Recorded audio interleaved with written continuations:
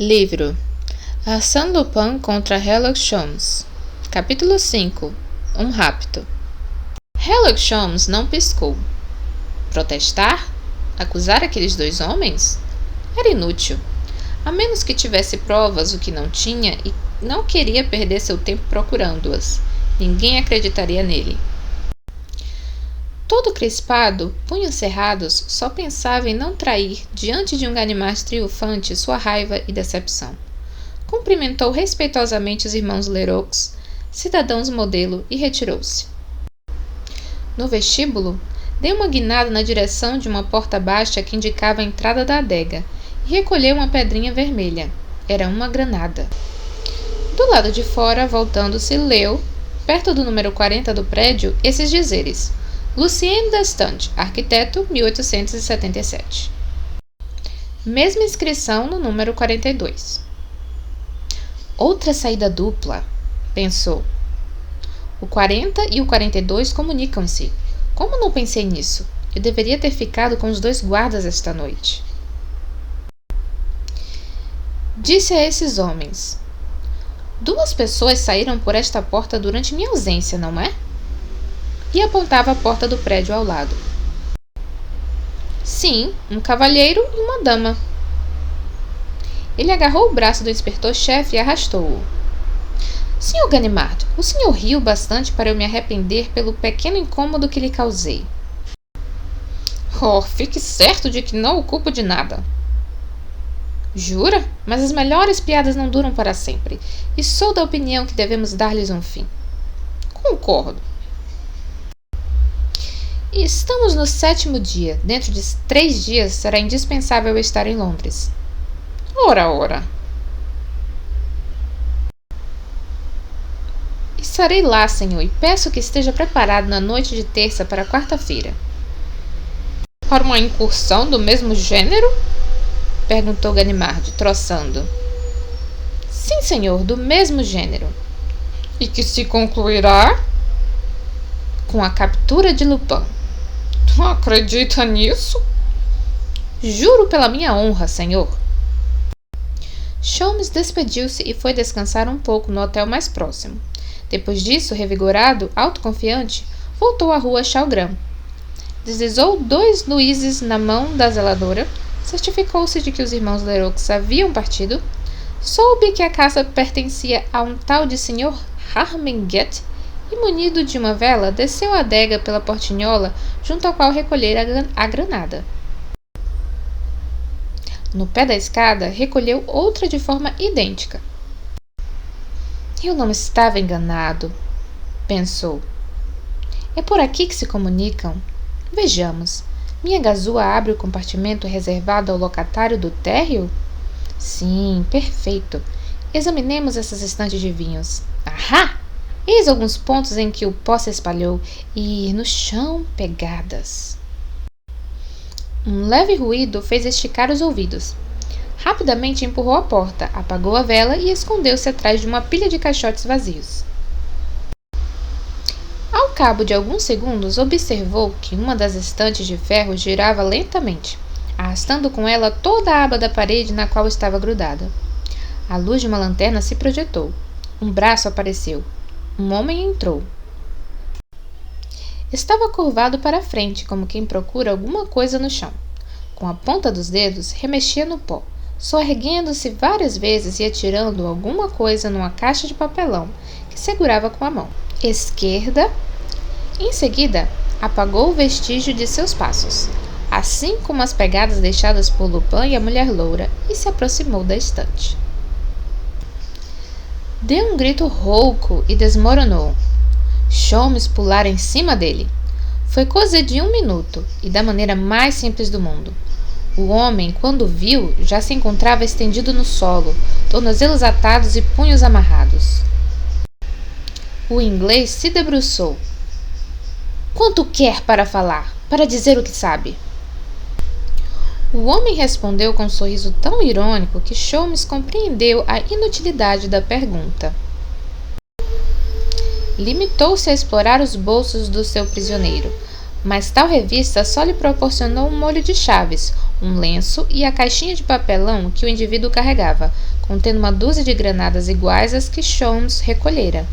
Magro butinho! Além disso, o que ia fazer daquele homem? Esperar que seus amigos viessem em seu socorro e entregá-los todos à polícia? Para quê? Que vantagem sairia disso contra Lupin? Hesitava quando o exame da caixa o decidiu. Estampava o seguinte endereço: Leonard, joalheiro, Rua de La Paix. Resolveu pura e simplesmente abandonar o homem. Empurrou de volta a estante de vinhos e saiu da casa. De uma agência de correio, avisou o Sr. Destange, por telegrama, que não poderia ir no dia seguinte. Em seguida, foi até o joalheiro, ao qual entregou as granadas. A senhora me enviou por causa dessas pedras. Elas se soltaram de uma joia que ela comprou aqui. Sholmes acertara. O comerciante respondeu: De fato, essa senhora me telefonou. Logo estará aqui e virá pessoalmente. Somente às 5 horas, na calçada, Sholmes percebeu uma mulher envolta num espesso véu, cujo aspecto lhe pareceu suspeito. Pelo vidro observou-a colocando no balcão uma joia antiga, ornamentada com granadas. Ela foi embora quase imediatamente, fez compras a pé, subiu para o lado de Clint e circulou por ruas que o inglês não conhecia.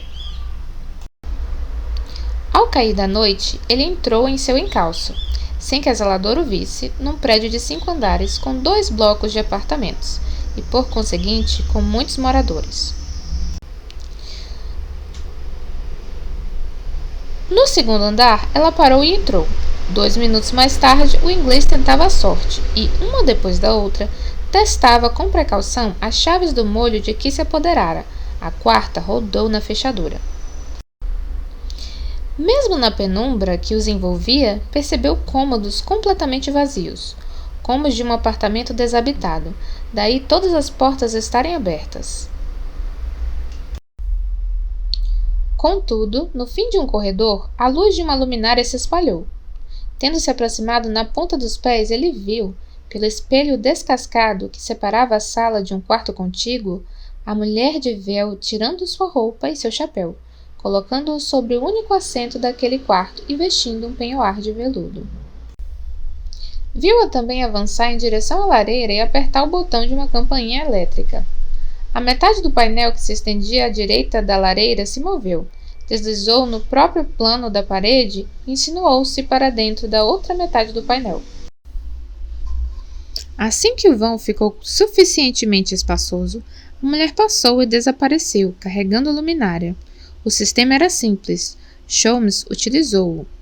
Caminhou no escuro às alpapadelas, mas imediatamente seu rosto esbarrou em coisas moles.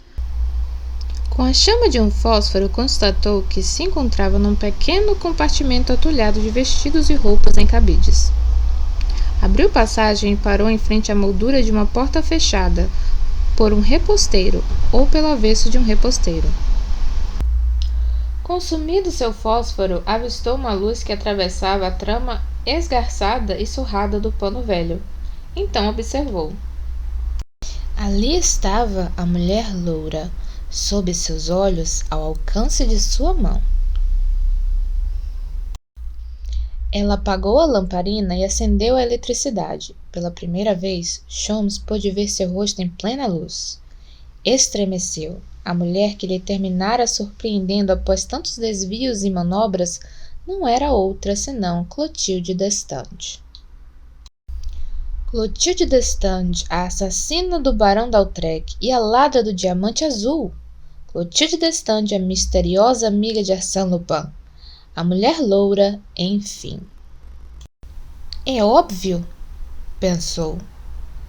Não passo de um asno. Por que a amiga de Lupin é loura e Clotilde morena? Não pensei em aproximar as 2 mulheres uma da outra.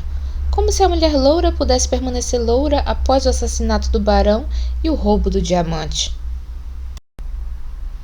Sholmes via uma parte do aposento, elegante alcova feminina, decorado com reposteiros claros e bibelôs valiosos. Um divã de mogno se estendia um degrau abaixo. Clotilde estava sentada ali, imóvel, com a cabeça entre as mãos.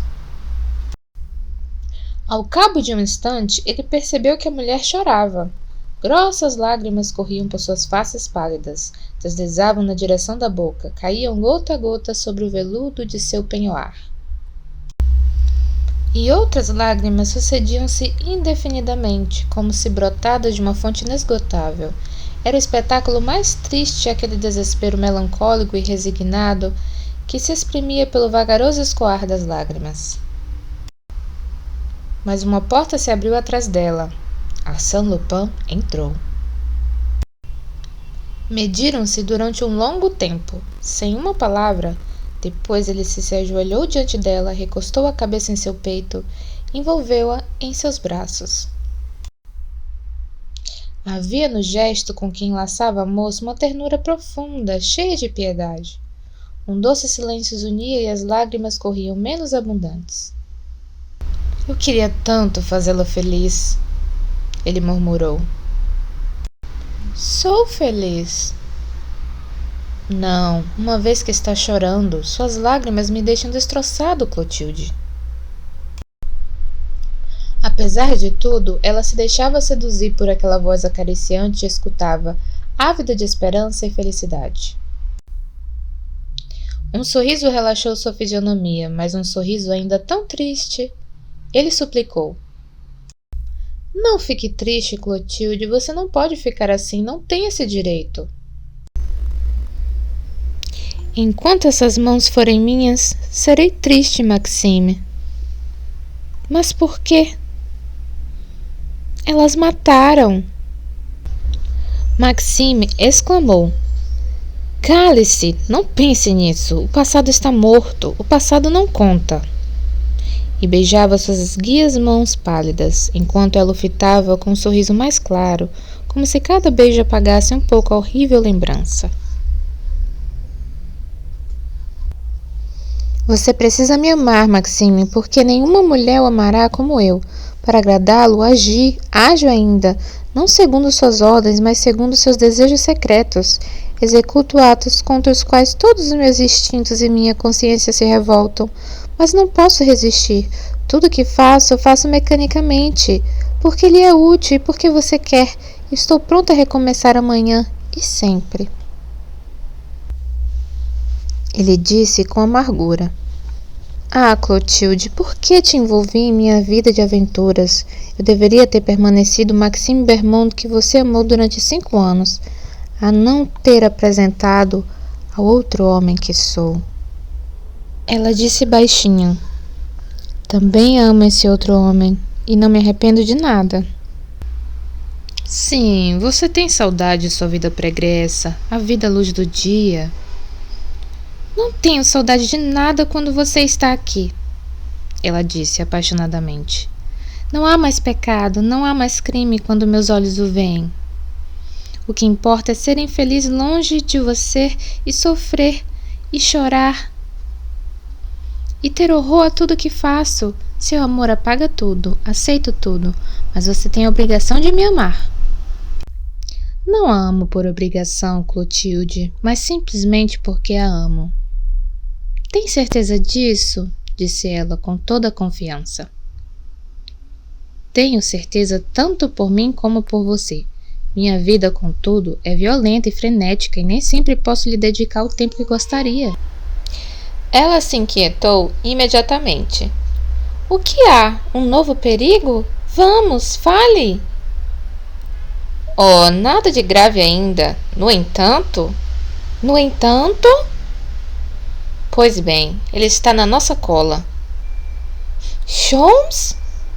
Sim, foi ele que lançou Ganimard no episódio do restaurante húngaro. Foi ele que colocou esta noite os 2 agentes na rua Chalgrin. Tenho a prova disso. Ganimard vasculhou a casa esta manhã e Sholmes o acompanhava. Além disso... Muito bem, tem outra coisa. Sentimos a falta de um dos nossos homens. Diano. O porteiro? Sim. Mas foi eu que o enviei hoje de manhã à rua Chalgran para recolher as granadas que haviam caído do meu broche. Não há dúvida. Sholmes pegou-o na armadilha. Não pode ser. As granadas foram levadas ao joalheiro da rua de la Pax. Então, aonde ele foi parar depois? Oh, Maxime, estou com medo. Não há motivos para se assustar, mas admito que a situação é muito grave. O que ele sabe? Onde se esconde? Sua força reside no isolamento. Torna-se imune a traições. O que você pretende fazer? Tomar todos os cuidados, Clotilde. Faz tempo que resolvi mudar meu esconderijo e transferi-lo para cá. Mas o reduto inviolável que você conhece. A intervenção de Sholmes acelera as coisas. Quando um homem como ele segue uma pista, devemos considerar que fatalmente chegará ao fim dela. Portanto, preparei tudo. Depois de amanhã, quarta-feira, a mudança será realizada. Ao meio-dia estará concluída. Às 2 horas eu mesmo poderei abandonar o local, após retirar os últimos vestígios do nosso refúgio, o que não é pouco. Daqui até lá... Não devemos nos ver, e ninguém deve nos ver, Clotilde. Não saia, não receie nada por mim. Receio tudo quando se trata de você. É impossível esse inglês chegar até mim. Com ele tudo é possível, e estou desconfiado. Ontem, quando quase fui surpreendido por seu pai, eu vasculhava o armário que contém os antigos registros do Sr. Destante. Há um perigo ali, como em todo lugar. Vislumbro o inimigo rondando na sombra e se aproximando cada vez mais. Sinto que ele nos vigia, que estende suas malhas ao nosso redor. Esta é uma intuição que nunca me engana. Nesse caso, ela disse, vá, Maxime, e não pense mais nas minhas lágrimas. Serei forte e esperarei até que o perigo esteja afastado. Adeus, Maxime. Beijou-o longamente, e foi ela mesma que o empurrou para fora. Sholmes ouviu o som de suas vozes se afastando. Ousadamente, superexcitado pela mesma necessidade de agir, contra tudo e contra todos, que o estimulava desde a véspera, o detetive entrou numa antecâmara que terminava em uma escada. Contudo, quando se preparava para descer, o barulho de uma conversa subiu do andar inferior. E ele julgou preferível seguir por um corredor circular, que o levou a outra escada. Ao descê-la, ficou bastante surpreso ao ver móveis cuja forma e arrumação já conhecia. Uma porta estava entreaberta.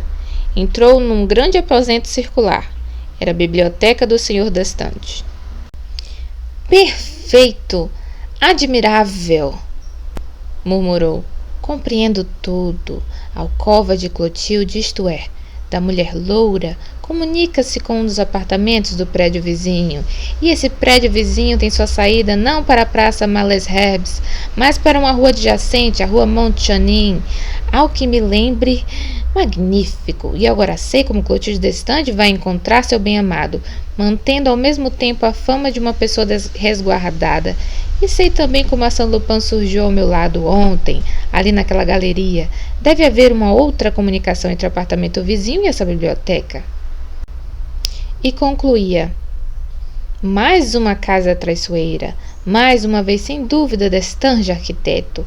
Trata-se agora de aproveitar minha presença aqui para verificar o conteúdo do armário e para me informar sobre as outras casas enganadoras. Sholmes subiu até a galeria e se dissimulou atrás dos reposteiros. Ficou até o fim da noite. Um criado veio apagar as lâmpadas elétricas. 1 hora mais tarde, o inglês ligou sua lanterna e se dirigiu ao armário. Como ele já sabia, lá estavam guardados os antigos papéis do arquiteto, pastas, projetos, livros de contabilidade. Mais ao fundo, via-se uma série de registros classificados por ordem de antiguidade. Pegou alternadamente os dos últimos anos e foi direto à página do sumário, mais especificamente a letra H. Por fim, tendo descoberto a palavra Harminget, acompanhada do número 63, reportou-se à página 63 e leu Harminget, Rua Chalgran, 40. Seguiam-se detalhes de obras executadas para esse cliente. com vistas à instalação de uma calefação em seu prédio. E, à margem, esta anotação: ver o dossiê M.B. Agora já sei, ruminou. Preciso do dossiê MB. Nele saberei o domicílio atual do Sr. Lupin. Foi só de manhã que, na segunda metade de um livro de registro, descobriu esse famoso dossiê. Tinha 15 páginas. Uma reproduzia aquela dedicada ao Sr. Harmingeat, da Rua Chalgrin. Outra detalhava as obras executadas pelo Sr. Vatinel, proprietário Rua Clapeyron, 25. Outra estava reservada ao Barão d'Autrec, Avenida Henri Martin, 134, outra ao Castelo de Crozon, e as outras 11 a diferentes proprietários em Paris. Sholmes copiou a lista de 11 nomes e 11 endereços, recolocou as coisas no lugar, abriu uma janela e saltou para uma praça deserta, tendo cuidado de empurrar os postigos. Em seu quarto de hotel, acendeu o cachimbo com a gravidade que atribuía a esse gesto, cercando-se por nuvens de fumaça, e estudou as conclusões que era possível tirar do dossiê MB, ou, sendo mais claro, do dossiê Maxime Bermond, vulgo Arsène Lupin. Às 8 horas enviava este telegrama a Ganimard. 2 pontos. Sem dúvida passarei esta manhã na rua Pergolese e lhe entregarei uma pessoa cuja captura é de mais alta importância. Em todo caso, esteja em casa esta noite e amanhã, quarta-feira, até meio-dia, e tenho os 30 homens à disposição. Em seguida, escolheu no boulevard um fiacre motorizado, cujo chofer lhe agradou por sua fisionomia alegre e pouco inteligente, e dirigiu-se à Praça Malesherbes, 50 passos à frente do prédio de Destande. Feche o carro, meu rapaz. Ele instruiu o motorista. Levante a gola de seu agasalho, pois o vento está frio, e espere pacientemente. Dentro de 1h30 ligue o motor. Assim que eu voltar, iremos à rua Pergolese. No momento de entrar no prédio, teve uma última hesitação. Não era um erro ocupar-se assim da mulher loura enquanto Lupin terminava seus preparativos de partida? E não teria sido melhor, com a ajuda da lista dos prédios, procurar primeiro o domicílio de seu adversário? Bah! Ruminou. Quando a mulher loura for minha prisioneira, serei o senhor da situação. E tocou a campainha. O Sr. Destange já estava na biblioteca. Trabalharam por um momento e Sholmes procurava um pretexto para subir até o quarto de Clotilde, quando a moça entrou, disse bom dia ao pai, sentou-se na saleta e começou a escrever. De onde estava, Sholmes a via, debruçada sobre a mesa, meditando de tempos em tempos, a pena no ar e o rosto pensativo. Esperou um pouco. Depois, pegando um volume, interpelou o Sr. Destange. Aqui está o livro que a senhorita Destange me pediu para ver assim que eu topasse com ele. Foi até a saleta e postou-se diante de Clotilde, de maneira que seu pai não pudesse vê-lo, e anunciou. Sou o Sr. Stickman, novo secretário do Sr. Destange. Ah! Ela disse sem se incomodar. Meu pai mudou de secretário?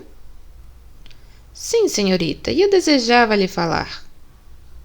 Queira sentar-se, cavalheiro. Terminei o que estava fazendo. Acrescentou algumas palavras à carta, assinou-a, lacrou o envelope, empurrou seus papéis, apertou a campainha de um telefone, obteve uma ligação com sua costureira, pediu a esta que apressasse a conclusão de um casaco de viagem do qual tinha necessidade urgente e, por fim, voltando-se para Sholmes, sou toda sua, cavalheiro, mas nossa conversa não pode se dar na presença do meu pai? Não, senhorita. E suplico, inclusive, que não fale alto. É preferível que o Sr. Destange não nos ouça. Para quem é preferível? Para a senhorita. Não admito conversa que meu pai não possa ouvir. Mas terá que admitir esta. Levantaram-se ambos, cruzando os olhares. Ela disse: Fale, senhor. Sempre de pé, ele começou: Vá me perdoar se me engano sobre alguns pontos secundários. O que garanto é a exatidão geral dos incidentes que exponho. Menos rodeios, por favor, e mais fatos. Nessa interrupção, lançada bruscamente, ele percebeu que a jovem estava ressabiada e prosseguiu. Assim seja, irei direto ao ponto. Há 5 anos, o senhor, seu pai, teve a oportunidade de conhecer um certo senhor Maxime Bermond, o qual se apresentou a ele como empreiteiro. Ou arquiteto, não saberei precisar.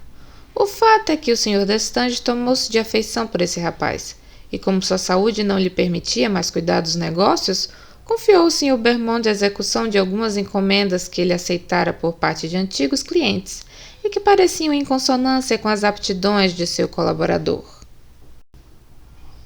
Herlock calou-se. Pareceu-lhe que a palidez da jovem se acentuara. Foi, contudo, com a maior calma que ela replicou. Não conheço os fatos que o senhor me relata, cavalheiro, e, sobretudo, não vejo em que podem me interessar. O que lhe diz respeito vem agora, senhorita.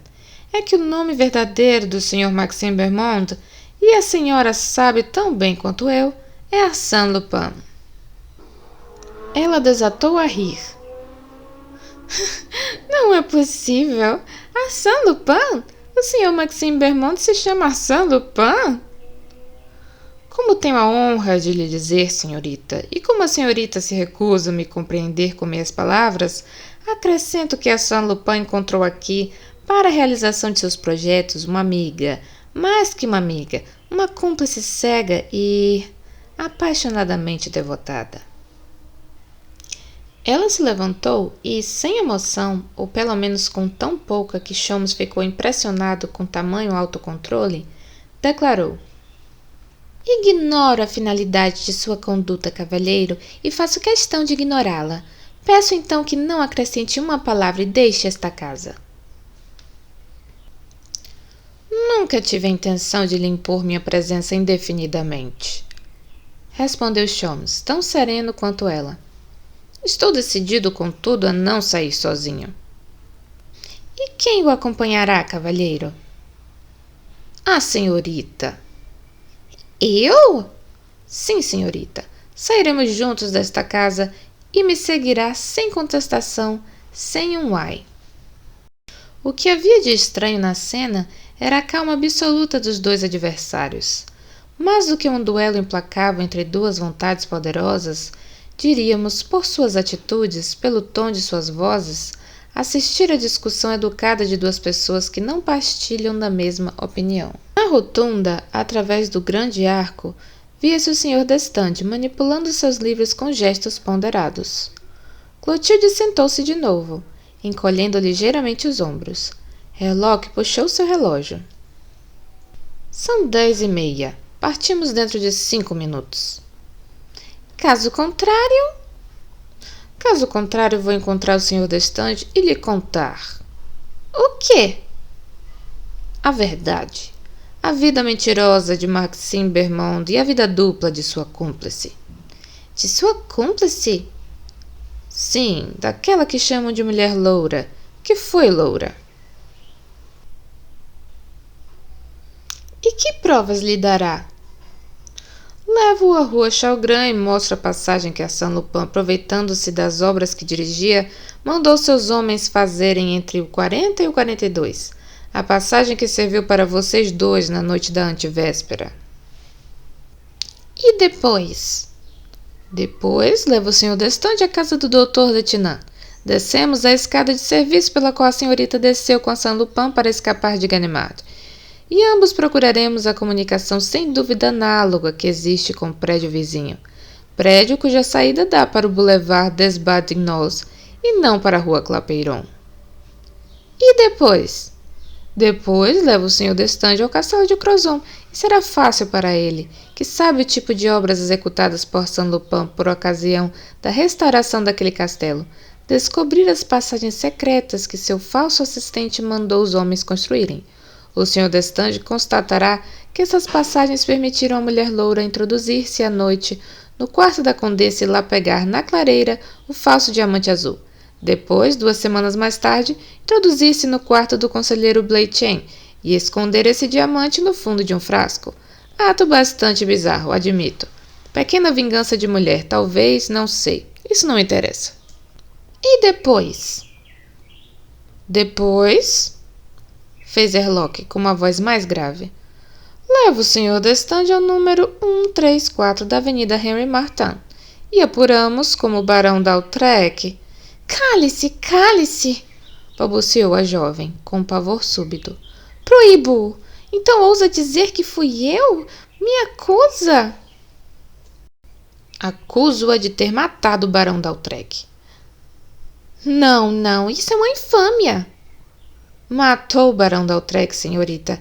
Empregou-se na casa dele usando o nome de Antoinette Bréhat, com a finalidade de lhe roubar o diamante azul, e o matou. Mais uma vez arrasada, reduzida a súplicas, ela murmurou. Cale-se, cavalheiro, eu lhe imploro. Uma vez que sabe tantas coisas, deve saber que não assassinei o barão. Eu não disse que o assassinou. O barão D'Autrec era sujeito a acessos de loucura que só a irmã Augusta era capaz de controlar. Obtive esse detalhe dela mesma. Na ausência dessa pessoa, ele deve ter investido contra a senhorita e foi durante essa luta para defender sua vida que a senhorita o golpeou. Transtornada com o que fez, a senhorita tocou a campainha e fugiu, sem sequer arrancar do dedo de sua vítima o diamante azul que tinha ido pegar. Um instante depois, a senhorita levava um dos cúmplices de Lupin, empregado na casa ao lado. Transportava o barão para sua cama, arrumava novamente o quarto, mas sempre sem ousar pegar o diamante azul. Eis o que se passou. Portanto, repito, a senhorita não assassinou o barão. Por outro lado, foram de fato suas mãos que o golpearam. Ela as havia cruzado sobre o rosto. Suas mãos esguias e pálidas, e assim conservou-as durante um longo tempo, imóveis. Por fim, soltando os dedos, revelou seu semblante de dor e indagou. É tudo o que tem a intenção de dizer ao meu pai? Sim. Lhe direi que tenho como testemunhas a senhorita Gerbois, que reconhecerá a mulher loura, a irmã Auguste, que reconhecerá a Antoinette Bréhat, e a condessa de Crozon, que reconhecerá a senhora de Real. Eis o que lhe direi. O senhor não ousará, ela disse, recobrando o sangue frio diante da ameaça de um perigo imediato. Ele se levantou e deu um passo na direção da biblioteca. Clotilde deteve-o. Um instante, cavalheiro. Refletiu, senhora de si mesma agora, e bastante calma perguntou-lhe. O senhor é Herlock Sholmes, não é? Sim. O que quer de mim? O que quero? Comecei um duelo com a Arsène Lupin, do qual preciso sair vencedor. Na expectativa de um desfecho que não deve demorar muito, suponho que um refém tão precioso como a senhorita me dê uma vantagem considerável sobre meu adversário. Logo, siga-me, senhorita. Vou deixá-la com um de meus amigos. Assim que meu objetivo for alcançado, estará livre. Isso é tudo? É tudo. Não faço parte da polícia do seu país e, por conseguinte, não me sinto no direito de fazer justiça. Ela parecia determinada. No entanto, exigiu ainda um momento de trégua. Seus olhos se fecharam e Sholmes a observou, subitamente tão tranquila, quase indiferente aos perigos que a cercavam. A propósito, pensou em inglês, será que se julga em perigo? Claro que não, uma vez que Lupin a protege. Com Lupin nada pode atingir você. Lupin é todo-poderoso, Lupin é infalível. Senhorita, disse. Falei que partiríamos em 5 minutos, já passaram 30. Posso subir ao meu quarto, senhor, e pegar minhas coisas? Se quiser, senhorita, posso esperá-la na rua Montchanin. Sou um excelente amigo do porteiro Geniot. Ah, o senhor sabe. Ela reagiu com visível temor. Sei muitas coisas. Que seja, irei então. Trouxeram-lhe seu chapéu e seu casaco, e Sholmes disse: Precisa dar ao Sr. Destange uma razão que explique nossa partida e que possa, caso necessário, explicar sua ausência durante alguns dias. É inútil, logo estarei de volta. Mais uma vez se desafiaram com o olhar, ambos irônicos e sorrindo. Como confia nele? Sholmes exclamou. Cegamente. Tudo o que ele faz é certo, não é? Tudo o que ele quer se realiza. E a senhorita aprova tudo e está disposta a tudo por ele. Amo-o, ela respondeu, num arroubo de paixão. E acredita que ele a salvará? Ela encolheu os ombros e, indo até o seu pai, preveniu-o. Vou lhe roubar o Sr. Stickman. Vamos à Biblioteca Nacional. Volta para almoçar? Talvez. Ou melhor, não. Mas não se preocupe.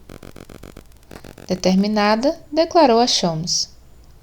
Agora estou sob seu comando, senhor.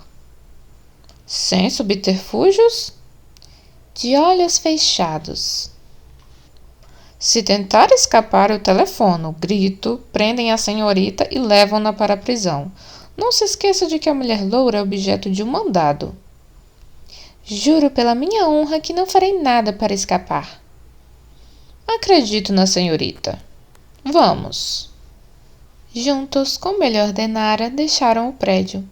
Na praça, o automóvel estava estacionado, voltado para a direção oposta. Viam-se as costas do motorista e seu boné, que praticamente cobria a gola do agasalho. Aproximando-se, Sholmes ouviu o ronco do motor. Abriu a porta, pediu a Clotilde que entrasse e sentou-se ao seu lado. O carro arrancou bruscamente, alcançou os bulevares marginais, a Avenida Roth, a Avenida de la Grande Armée. Herlock, pensativo, divagava sobre seus planos. Ganimard está em casa. Deixo a moça em suas mãos. Conto para ele quem é a moça. Não, ele a levaria direto à central, o que atrapalharia tudo. Quando ficar sozinho, consulto a lista do dossiê MB e vou à caça. E hoje à noite, ou mais tardar, amanhã de manhã, encontro Ganimard como combinado e lhe entrego a Saint-Lupin e seu bando. Esfregou as mãos, feliz por sentir finalmente o objetivo ao seu alcance e ver que nenhum obstáculo sério separava dele. Cedendo a uma necessidade de expansão que constratava com sua natureza, exclamou. Desculpe, senhorita, se demonstro tanta satisfação. A batalha foi árdua e o sucesso me envaidece particularmente. Sucesso legítimo, cavalheiro, e com o qual tenho o direito de se regozijar. Obrigado. Mas que trajeto estranho é esse? Será que o motorista não ouviu? Naquele momento, deixavam Paris pela porta de Neuilly. Que diabos! No entanto, a rua Pergolese não fica fora das fortificações. Sholmes abaixou o vidro. Ei, motorista, o senhor se enganou! Rua Pergolese! O homem não respondeu. Ele repetiu mais alto. Mandei que seguisse para a rua Pergolese. O homem continuou sem responder. Ah, e essa agora? O senhor é surdo, por acaso, meu amigo? Ou está de má vontade? Não temos nada a fazer aqui. Rua Pergolese. Ordeno que dê meia volta o mais rápido possível. Sempre o mesmo silêncio. O inglês sentiu um calafrio. Olhou para a Clotilde, um sorriso indefinível vincava os lábios da moça. Por que está rindo? Ele resmungou. Este incidente não tem nenhuma relação. E isso não muda as coisas em nada. Absolutamente nada, ela respondeu. De repente, uma ideia o tirou do sério. Soerguendo-se, examinou mais atentamente o homem que se encontrava ao volante. Os ombros eram mais delicados, a atitude mais displicente. Foi tomado por um suor frio. Suas mãos se crisparam. enquanto a mais terrível convicção se impunha ao seu espírito. Aquele homem era Arsène Lupin. Muito bem, Sr. Sholmes, o que me diz deste pequeno passeio? Delicioso, caro senhor, realmente delicioso, replicou Sholmes. Nunca talvez se violentara tanto quanto precisou para articular essas palavras sem nenhum tremor na voz, sem nada que pudesse denunciar a fúria de todo o seu ser. Mas imediatamente, numa espécie de reação extrema, uma onda de raiva e ódio arrebentou o Dick. Carregou sua vontade e, com um gesto brusco, sacando seu revólver, ele o apontou para a senhorita Destange. Pare neste exato minuto, neste exato segundo, Lupin, ou abro fogo contra a senhorita. Recomendo que mire na face se quiser atingir a têmpora, respondeu Lupin, sem voltar a cabeça. Clotilde pronunciou: Maxime, não vá tão depressa. A pista está escorregadia e sou muito medrosa. Ela continuava a sorrir, os olhos pregados na pista, cujo asfalto irregular subia e descia diante do carro. Diga-lhe que pare, intimou a Sholmes, louco de cólera. Está vendo que sou capaz de tudo? O cano do revólver roçou nos cachos do cabelo. Ela murmurou: Este Maxime é tão imprudente. Nesta velocidade não resta dúvida de que vamos derrapar. Sholmes guardou a arma no bolso e agarrou a maçaneta da porta, disposto a se jogar, apesar do absurdo da iniciativa. Clotilde lhe disse: Tome cuidado, cavalheiro, há um automóvel atrás de nós. Ele se debruçou. Um carro seguia, com efeito enorme, de aspecto feroz, graças à sua frente pontiaguda, cor de sangue, e ocupado por 4 homens envoltos em peles. Ora, pensou, estou bem vigiado, um pouco de paciência.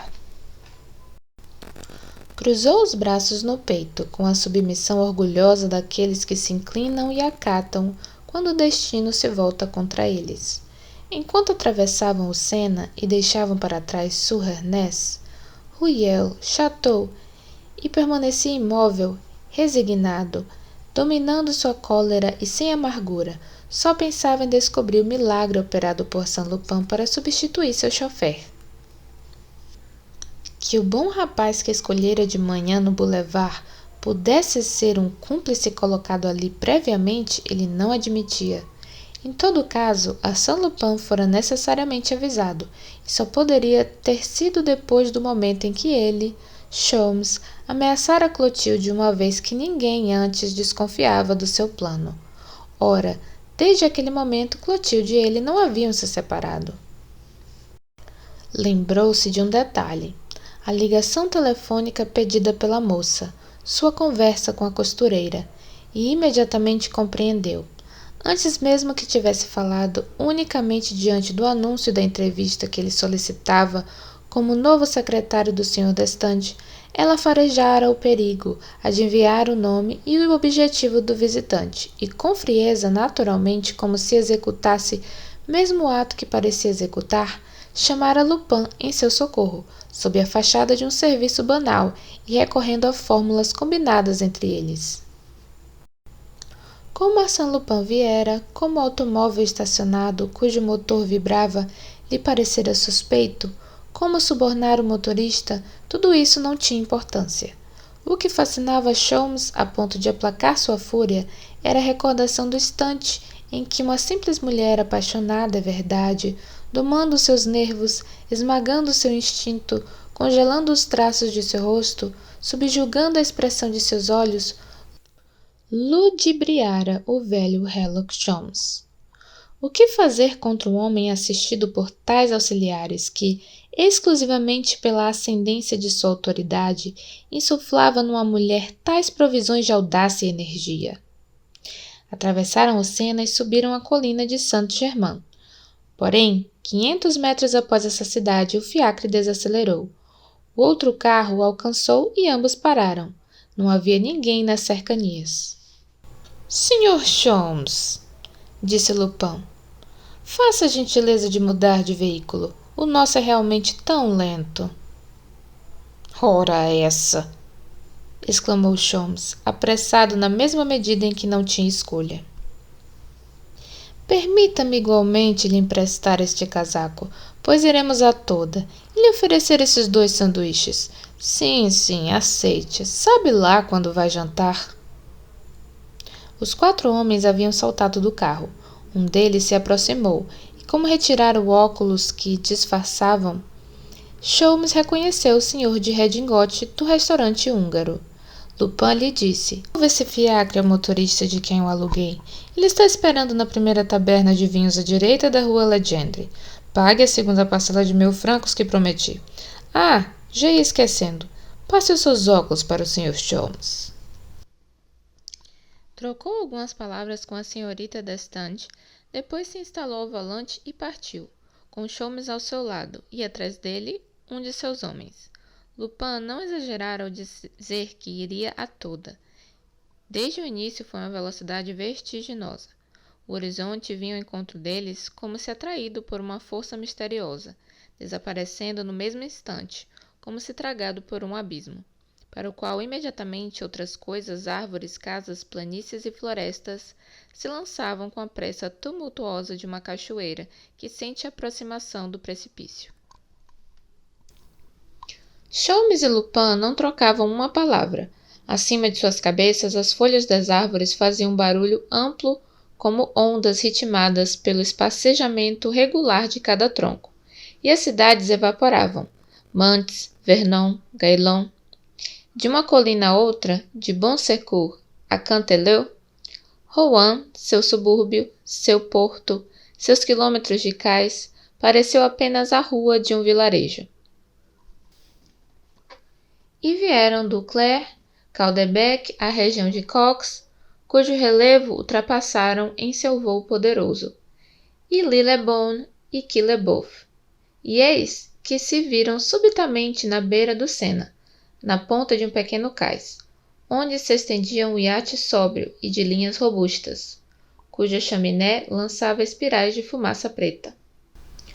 O carro parou. Em 2 horas haviam percorrido mais de 200 quilômetros. Um homem de impermeável azul e cape, com insígnias douradas, avançou e cumprimentou. "Perfeito, capitão!" exclamou Lupin. "Recebeu a mensagem?" "Recebi." "A andorinha está pronta?" "A andorinha está pronta." "Nesse caso, Sr. Sholmes?" O inglês olhou à sua volta. Percebeu um grupo de pessoas na varanda de um bar e logo outro mais próximo, compreendendo que antes de qualquer intervenção seria agarrado, embarcado e despachado para o fundo do porão.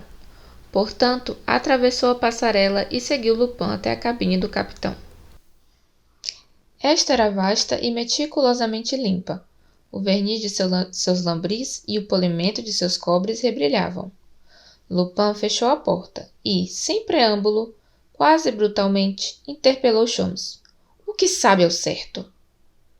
"Tudo." "Tudo? Esclareça." Não havia mais na entonação de sua voz aquela civilidade um tanto irônica que afetava para com o inglês. Era o tom imperioso do chefe acostumado a comandar e a que todo mundo se curvasse diante dele, mesmo um Sherlock Holmes. Estudaram-se com o olhar, inimigos agora, inimigos declarados e indóceis. Um pouco nervoso, Lupin continuou. "Foram muitas as vezes, cavalheiro, que esbarrei com o senhor no meu caminho. Isso já passou dos limites e cansei de perder meu tempo desfazendo as armadilhas estendidas por sua pessoa. Advirto-o, portanto, que meu comportamento com o senhor dependerá de sua resposta. O que sabe ao certo?" "Tudo, senhor, repito."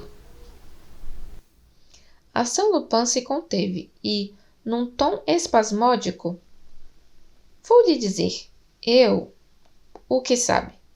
Sabe que, sob o nome de Maxime Bermond, eu, reformei 15 prédios construídos pelo Sr. Destange. Sim. Desses 15 prédios, o senhor conhece 4. Sim. E tem a lista dos outros 11. Sim. O senhor pegou essa lista na casa do Sr. Destange esta noite, sem dúvida. Sim. Como supõe que, dentre esses 11 prédios, há fatalmente um que reservei para mim, para minhas necessidades e a dos meus amigos? O senhor delegou a Ganimard a tarefa de tomar providências e descobrir meu refúgio. Não. O que significa? O que significa que agi sozinho e que ia tomar minhas disposições sozinho. Então não tenho nada a temer, uma vez que está em minhas mãos. Não tem nada a temer enquanto eu estiver em suas mãos. Quer dizer que não pretende continuar assim? Não. Arsène Lupin aproximou-se mais do inglês e, pousando a mão sobre seu ombro com toda delicadeza, escute, cavalheiro, não estou com disposição para conversar e, desafortunadamente, para o senhor, não o vejo em condições de me fazer fracassar. Portanto, terminemos com isso. Terminemos. Vai me dar sua palavra de honra que não tentará escapar deste barco antes de estar em águas inglesas? Dou-lhe minha palavra de honra que tentarei escapar por todos os meios. Respondeu Sholmes, indômito. Ora, faça-me o favor. O senhor sabe que basta eu dizer uma palavra para liquidá-lo. Todos esses homens me obedecem cegamente. A um sinal meu, eles lhe colocam uma corrente no pescoço. As correntes se rompem. E o atiram para cima da murada, a 10 milhas da costa. Sei nadar. Boa resposta, exclamou Lupin, rindo. Deus me perdoe, eu estava com raiva. Desculpe, mestre. Concluamos. Admite que toma as medidas necessárias à minha segurança e à de meus amigos? Todas as medidas, mas elas são inúteis. De acordo. No entanto, não me quer mal por eu tomá-las. É seu dever. Vamos. Lupin abriu a porta e chamou o capitão e 2 marujos. Estes agarraram o inglês e, após tê-lo revistado, amarraram-lhe as pernas e o prenderam no beliche do capitão. Basta! Ordenou Lupin. Na verdade, só a sua obstinação, cavalheiro, e a gravidade excepcional das circunstâncias, para que eu chegue a... Os marulhos se retiraram. Lupin disse ao capitão. Capitão, um homem da tripulação permanecerá aqui à disposição do Sr. Sholmes, e o senhor mesmo lhe fará companhia na medida do possível. Tenho toda a consideração por ele. Não é um prisioneiro, mas um hóspede.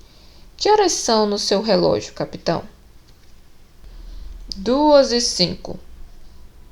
Lupin consultou seu relógio. Depois, um pêndulo afixado na divisória da cabine. 2:05? Estamos acertados.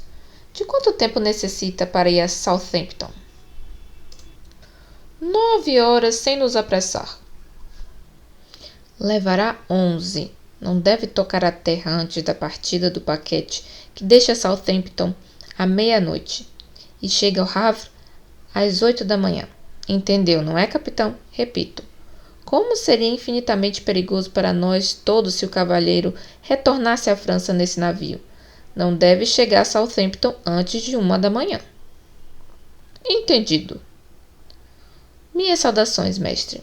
Até o ano que vem. Neste ou no outro mundo. Até amanhã. Alguns minutos mais tarde, Sholmes ouviu o automóvel se afastando, e na mesma hora, nas profundezas do iate Andorinha, o vapor ofegou mais violentamente. A embarcação zarpava. Por volta das 3 horas, haviam atravessado o estuário do Sena e alcançado o mar aberto. Nesse momento, no beliche onde estava preso, Sherlock Holmes dormia profundamente. Na manhã seguinte, 10º e último dia da guerra travada pelos 2 grandes rivais, o Echo de France publicava esta deliciosa notinha. Ontem, uma ordem de expulsão foi decretada por Arsène Lupin contra Sherlock Holmes, detetive inglês. Assinado ao meio-dia, a ordem foi executada no mesmo dia. À 1h da manhã, Sholmes foi desembarcado em Southampton. Fim do capítulo 5.